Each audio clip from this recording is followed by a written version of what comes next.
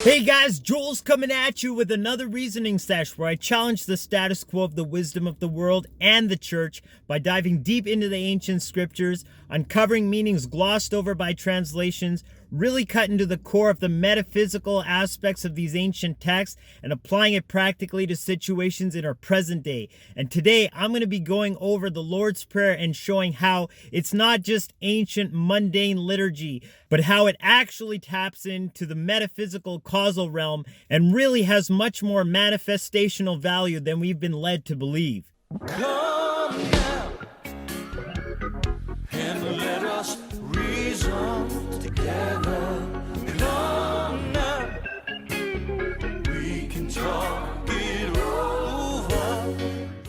But before I begin, I gotta say, if you like these videos, give it a thumbs up, hit subscribe for more, because as you download more of this information, you'll be much more equipped to handle moving forward into manifesting more of the world that we've come here to deserve, and which we are agents in place to actually manifest that kingdom of heaven.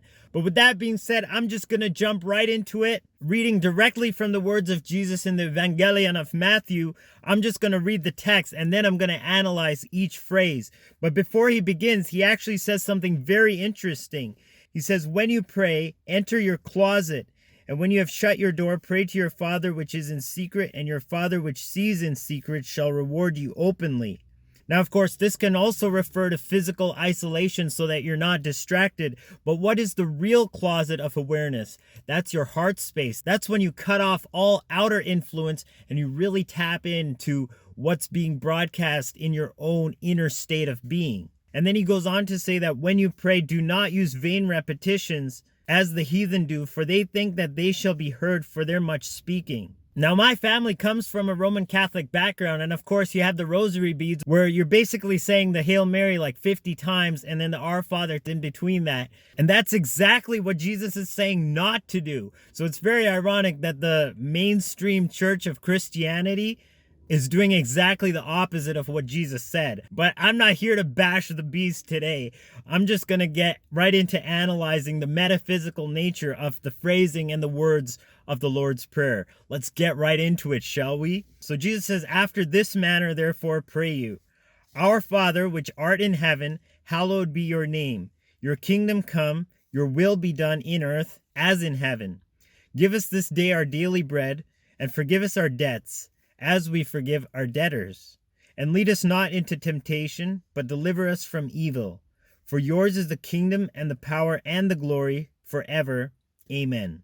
So let's go over this phrase by phrase and see what it really has to do with that causal realm, addressing the source of all manifest creation.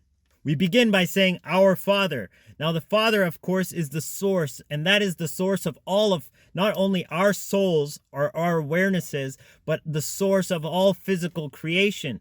And in the Hebrew scriptures, of course, that refers to Elohim. But in definition, Elohim is Yahweh, which literally means the cycle of all things that are born, exist, and then fade away. But that very concept of that cycle actually embodies the seed and the time and the harvest. And the reason why it's male is not because of the patriarchy, but it's because that is the principle of Elohim from which creation emanates from. The Father is where the cause of all physicality actually ejects from, and that blueprint, which ejects, is the spoken word, the logos. And then the word interacts with the matrix, or the female aspect of Elohim, which is literally the spirit. And from there, we in the physical realms can perceive physical manifest creation. But it's not inherently male, because in Genesis it says Elohim created the Adam, male and female. In the image of Elohim, he created them. So both male and female aspects are incorporated in that totality of who Source is. But here we're addressing the one who sends forth that blueprint, that logos. Then it goes on to say, who is in heaven? Now, heaven, of course, refers to not the physical world, which is referred to as earth, but heaven refers to the causal realm, that realm which precedes and actually manifests everything we see as physical. This is non-physical, and it's from there where the physical is actually caused. Hallowed be your name. Now, the word hallowed literally means to be set aside. And by extension, over time, this has meant to mean like it's something sacred or something, on a higher level. But it literally means separated from the mundane. And the name is actually that identity that bears authority. Let's suppose like I come in the name of so-and-so. I'm not acting on my own volition, or I'm not acting on my own power. It's actually their power and their authority in which I act. And in that name, everything else is subject to actually their power, even though I'm the physical liaison acting that out. So the name of the Father is actually Yahweh, which literally means that creator authority and that cycle of absolute justice. And this all is separate from the physical reality, because the physical reality is actually subjugated to that power. Then it goes on to say, your kingdom come. And the kingdom just means like your rule or your way of doing things. Even it could also be translated as your code of ethics. This is that system of law and justice and authority. Let that be made manifest. Your will be done on earth as it is in heaven. That will is literally the perfection of that causal blueprint, as it already exists in the causal realm. That is the realm of the idios. And to be done on earth means that it's to be manifest physically, without inhibition or imperfect parts to the whole, without botched segments or anything that's less than that state of perfection. Then moving on, it says, give us this day our daily bread. Well, bread can literally refer to, our sustenance, what we need to get by in each and every day. But what is the real bread? That bread is that word, which is the logos, as it says in both Matthew and Luke 4 verse 4. That's some interesting synchronicity right there. Man does not live on bread alone, but by every word that proceeds out of the mouth of Elohim, out of the mouth of Yahweh. But that logos is actually the codes that actually create creation. And it's daily, because we're dealing with the present tense. We're dealing with that ever-present now.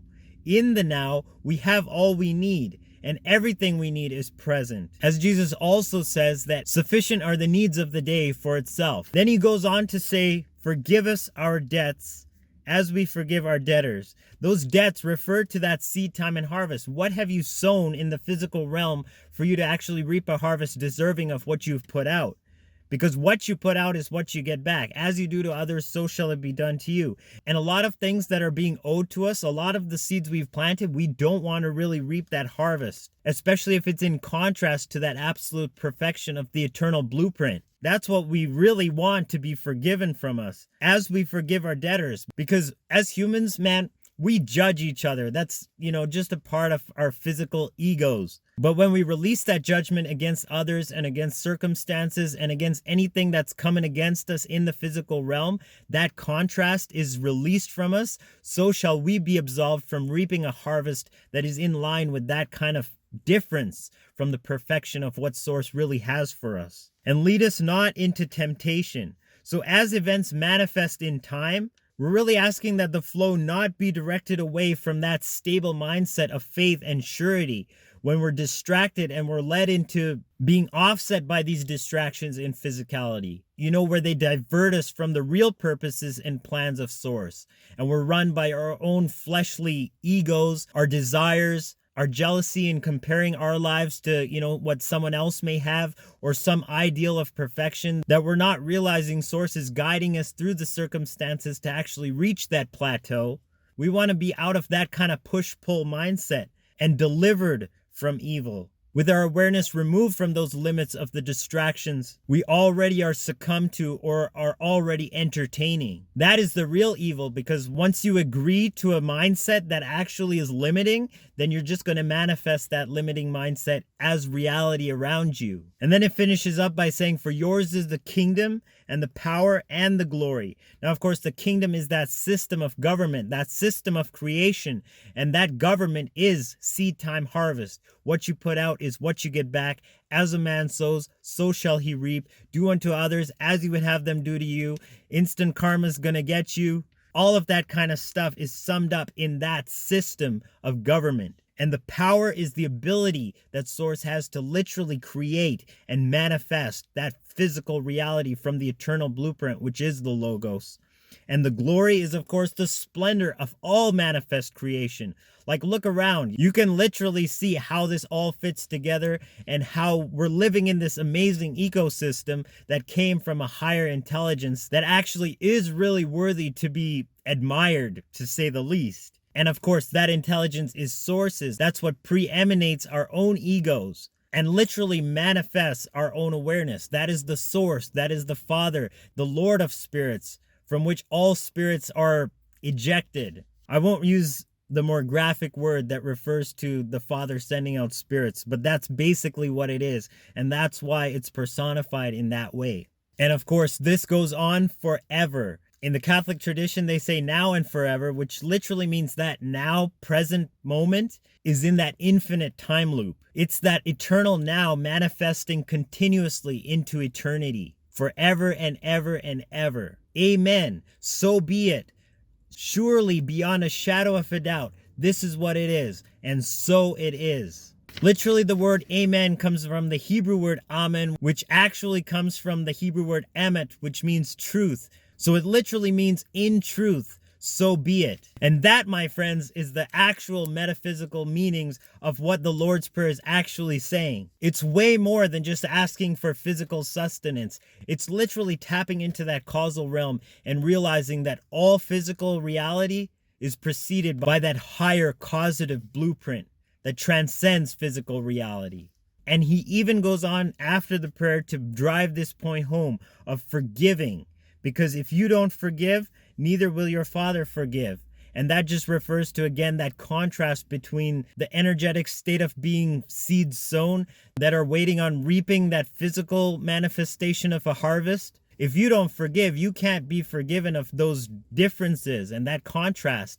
And literally one of the first downloads I received after my awakening in 2012 was that if we forgive, we can literally solve the universe and literally manifest who we've come here to be. That inner state of being that is the true nature of our souls. That is what we have come here to experience. And that is why we're here in this time. Not to be ruled by the circumstances, but to tap into this real causal realm and actually download from that blueprint the utopia we've known we've come here to deserve. So I love you guys from the bottom of my heart.